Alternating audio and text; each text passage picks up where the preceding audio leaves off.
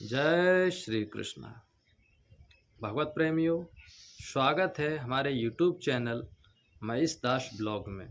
मैं महेश दास आप सभी भाई बहनों एवं साधु संतों को दंडवत प्रणाम करता हूँ। तो भगवत प्रेमियों, आज का प्रश्न ये है, कई साधु संतों का, कई भाई बहनों का होता है कि त्यागी, बैरागी और सन्यासी में क्या अंतर होता है। क्या तीनों एक होते हैं या अलग अलग होते हैं। तो भगवत प्रेमियों, आज मैं आपको इस वीडियो में त्यागी, बैरागी और सन्यासी तीनों के बारे में बताएंगे। तो आपसे निवेदन है कि वीडियो को पूरा देखना और वीडियो पसंद आए तो लाइक करना, शेयर करना। यदि वीडियो आप हमारा यूट्यूब पर पहली बार देख रहे हैं तो अभी चैनल को सब्सक्राइब करें, घंटे वाले बटन को ऑल कर लें ताकि हम जब भी कोई वीडियो बनाएं आप तक पहुंच जाए। तो भगवत प्रेमियों, पहले हम बात करेंगे त्यागी की। त्यागी कौन होता है और किसे कहते हैं। देखिए, त्यागी उसे कहा जाता है जिसने किसी कर्म को त्याग दिया हो। अब कोई कहे कि कर्म क्या होता है। देखिए, हम जो करते हैं, जैसे हम सुबह से बात करेंगे, जैसे सुबह हुई, हम रात को सो गए, सुबह उठे, कुछ ना कुछ तो करेंगे। सुबह उठे, फ्रेश होने गए शौच के लिए, लेटरिन गए, लेटरिन से आए, हाथ मुंह धोया, ठीक है। उसके बाद हमने स्नान किया, उसके बाद थोड़ा बहुत भगवान का भजन किया। जब मैं एक गृहस्थ की बात कर रहा हूँ, भगवान का भजन किया। उसके बाद जो हम काम धंधा करते हैं, नौकरी करते हैं, वहाँ अपने काम पर जाते हैं, ठीक है। तो क्या है, वो भी हमारा कर्म है, ठीक। अब मैं बात करूँगा, जैसे कोई मतलब भगवान का भक्त है, वो अपनी सिर्फ भक्ति करता है, तो वो क्या करेगा, सुबह उठा, उठने के बाद उसने फ्रेश हुआ, फ्रेश होने के बाद उसने कुल्ला ब्रुश किया, उसके बाद स्नान किया, स्नान करने के बाद वो अपने मंदिर में बैठा भगवान की भक्ति कर रहा है, रामायण पढ़ रहा है, गीता जी का पाठ कर रहा है, ठीक है, भगवान की आरती कर रहा है ना। तो ये भी उसका कर्म है। हम जो करेंगे वो कर्म होगा। तो कुछ ऐसे कर्म होते जो हमको त्यागने पड़ते हैं। जैसे हम गुरु बनाते तो गुरु कहते हैं कि भाई, आपको शिष्य आप हमारे बन रहे हो तो एक नियम है कि आपको लहसुन प्याज नहीं खाना है। ये भौतिक कर्म बता दिया, ठीक है। तो हम लोग क्या करते हैं कि गुरु को वचन दे देते, हाँ महाराज जी, मैं आपको वचन देता हूँ कि आगे भविष्य में कभी लहसुन प्याज नहीं खाऊंगा, यदि धोखे से खप जाए उसके लिए क्षमा चाहता हूँ। तो गुरु इस बात को स्वीकार कर लेते कि ठीक है, लेकिन अपनी इच्छा से नहीं खाना, यदि कोई धोखे से खप जाए तो क्षमा है, ठीक है। और दूसरा विचार ये भी रखा जाता है कि जैसे कोई कहता है लहसुन, यदि अधिक सर्दी हो जाती है, शरीर में दर्द होता है, तो कहा है गुरु ने कि औषधि के रूप में, दवाई के रूप में आप लहसुन का प्रयोग कर सकते हैं। और यदि आप स्वस्थ हो जाते हैं, आप स्वस्थ हैं, तो आपको लहसुन प्याज का सेवन नहीं करना है। तो इतना तो गुरु जी बोलते हैं। तो ये भौतिक कर्म हो गया। अब कुछ त्याग ऐसे होते हैं कि जैसे कोई कहता है कि मैंने घर त्याग दिया, अब मैं घर से दूर रहूँगा और एकांत में या किसी मंदिर पर जाके भक्ति करूँगा, ये भी त्याग होता है। कोई कहता है कि मैं जैसे शराब पीता हूँ, आज के बाद मैं शराब नहीं पीऊँगा, इसलिए मैं शराब का त्याग करता हूँ, तो उसे भी त्याग कहा जाता है, ठीक है। ये जिससे हम छोड़ें, कोई बुराई है या कोई व्यक्ति, उसे हम जो छोड़ देते हैं। जैसे कोई कहता है कि आज से मैं अपनी पत्नी का त्याग करता हूँ। जैसे राजा दशरथ ने कहा था कैकई से कि कैकई, मैं तेरा आज से त्याग करता हूँ, ठीक है। जिससे हम अपना संबंध खत्म करते हैं, जिसको अपने से दूर करते हैं, जिससे हम भविष्य में कभी मिले ना, मुलाकात ना करें, ठीक है, तो उसे त्याग कहा जाता है। तो ये तो मैंने त्याग के बारे में बताया। तो ऐसे कुछ होते हैं संन्यास, भगवान के भक्त होते, वो त्यागी होते, वो त्याग कर देते हैं, ठीक है। तो ये तो मैंने आपको बताया त्याग के बारे में। त्यागी ऐसे, जिसको हम त्याग, ऐसे मनुष्यों को त्यागी कहा जाता है। ऐसे जो संत हैं उनको त्यागी कहा जाता है, जो किसी चीज़ का, किसी वस्तु का या किसी कर्म का त्याग करते हैं, ठीक है।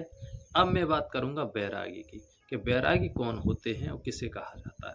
देखिए, वैरागी जो होते हैं, वैराग कोई इसे ग्रहण नहीं करता है, ना ही कोई वैरागी बनता है। ये स्वतः अपने आप ऑटोमेटिक आ जाता है।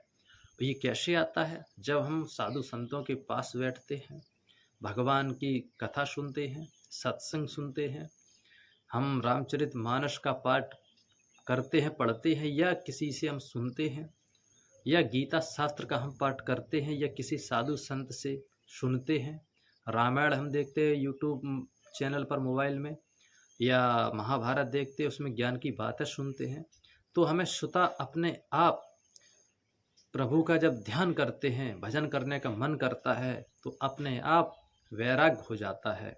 और ये सब लगने लगता है धीरे, जब रोज़ हम सत्संग सुनते हैं, कथा सुनते हैं, भगवान की लीला देखते हैं, शास्त्रों को सुनते हैं, पढ़ते हैं, तो धीरे धीरे धीरे धीरे हमारे अंदर अपने आप वैराग्य आने लगता है। तो अपने आप स्वतः वैराग्य आ जाता है। फिर लगता है नहीं, ये संसार झूठा है, ये सब मोह माया झूठी, ये मनुष्य के साथ ये माया ठगनी है, ये ठग करती है, मनुष्य को लूट लेती है। ये संसार की जो माया है, मोह माया नकली है, ये सिर्फ छल है। तो जब ये मनुष्य समझ जाता है, वो भी कैसे समझता है? ज्ञान से। जब उसे ये ज्ञान प्राप्त हो जाता है तो उसे धीरे धीरे वैराग्य हो जाता है, प्रभु में लीन होने लगता है, और सब सांसारिक बंधनों से मुक्त होकर परमात्मा की शरण में चला जाता है। उससे कहते हैं वैराग्य, वैरागी। ठीक है, अब बात करूंगा मैं सन्यासी की। सन्यासी कौन होता है? सन्यासी वो होता है जिसके अंदर दया, क्षमा, ठीक है, ज्ञान हो, भक्ति हो, और मर्यादाएं भी हो।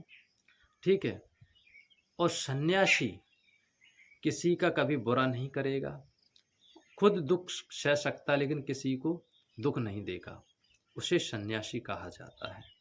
ठीक है, तो इसलिए मैंने आपको तीनों लक्षण बताए हैं, तीनों के बारे में बताया कि बैरागी कौन होता है, सन्यासी कौन होता है, और त्यागी कौन होता है। तो भगवत प्रेमियों, तो इनमें श्रेष्ठ कौन होता है? तो जो श्रेष्ठ होता है वो होता है सन्यासी, क्योंकि सन्यासी के अंदर ये दोनों लक्षण पाए जाते हैं, वैराग के भी पाए जाते हैं और त्यागी के भी पाए जाते हैं। कैसे? कि देखिए, पहले हम त्याग करते हैं। जैसे कोई व्यक्ति है, वो कहीं सत्संग में जाता है, किसी साधु संत से कथा सुनता है, ठीक है, तो उसके अंदर कोई बुराइयां हैं, जैसे नशा करना, कोई बीड़ी पीता है, सिगरेट पीता है, तंबाकू खाता है, ठीक है, और मांस मदिरा का सेवन करता है, अंडा का करता है, शराब पीता है। तो जब उसे ज्ञान प्राप्त होता है तो धीरे धीरे कहता है, जब सत्संग में सुनता है, साधु संतों की वाणी सुनता है, तो कहता है कि आज से मैं शराब का त्याग करता हूँ, आज मैं मांस नहीं खाऊंगा, इसका भी त्याग करता हूँ, कभी घर में मांस नहीं बनेगा, शुद्ध भोजन बनेगा, शुद्ध भोजन खाएंगे। तो कहता है इसका मैं त्याग करता हूँ। तो वो पहले त्यागी होता है। ठीक है, यदि उसके और कोई बुरे कर्म है, ठीक है, तो उसको भी त्याग करता है। जब उसे ज्ञान प्राप्त हो जाता है तो कहता है आज से मैं उस व्यक्ति का भी त्याग करता हूँ।